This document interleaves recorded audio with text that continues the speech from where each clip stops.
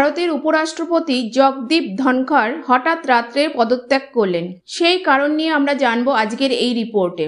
তিনি কি সত্যি অসুস্থ ছিলেন, নাকি এই পদক্ষেপের পিছনে অন্য রাজনৈতিক কারণ আছে? নমস্কার, ওয়ার্ল্ড নিউজ বাংলা চ্যানেলে আপনাদের স্বাগত।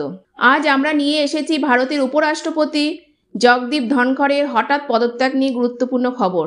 গত রাতে ভারতীয় কনস্টিটিউশনের অন্যতম গুরুত্বপূর্ণ পদ উপরাষ্ট্রপতির আসন খালি হয়ে গেল।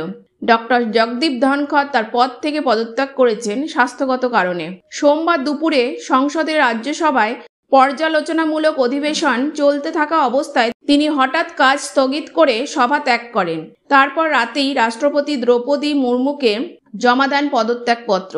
ওই পত্রে তিনি উল্লেখ করেছেন, ডাক্তারি পরামর্শ অনুযায়ী শরীরের অবস্থা বিবেচনা করে পদত্যাগ করছি। জরুরি খবরের ভিত্তিতে জানা গেছে, কয়েক সপ্তাহ আগে জগদীপ ধনখড়কে দিল্লির এইমসে ভর্তি করা হয়েছিল হৃদরোগ সংক্রান্ত সমস্যায়। তবে তার প্রকৃত নাম বা রোগের ধরন এখনো জানা যায়নি। এদিকে পশ্চিমবঙ্গের মুখ্যমন্ত্রী মমতা বন্দ্যোপাধ্যায় পদত্যাগের কারণ হিসাবে শুধুমাত্র স্বাস্থ্যগত কারণকে সন্দেহ করেন। তিনি বলেন, তিনি তো একদম সুস্থ ব্যক্তি, এটা রাজনৈতিক পটভূমিতে ঘটেছে।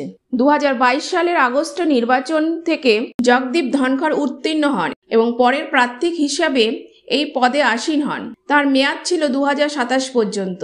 রাজ্যপাল পরিচয়ে তিনি বাংলার পরিচিত মুখ। তবে এই পদত্যাগকে শুধুমাত্র স্বাস্থ্যজনিত বলা হচ্ছে এখনো বিতর্কের অপেক্ষায়। রাজনৈতিক মহলে নানা জল্পনা শোনা যাচ্ছে।